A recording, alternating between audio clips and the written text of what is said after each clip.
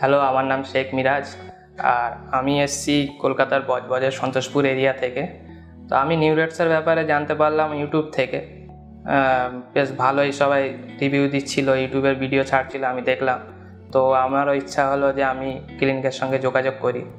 তো আমি আজ থেকে 7 মাস আগে আমার ট্রান্সপ্ল্যান্ট করিয়েছে এই ক্লিনিকে।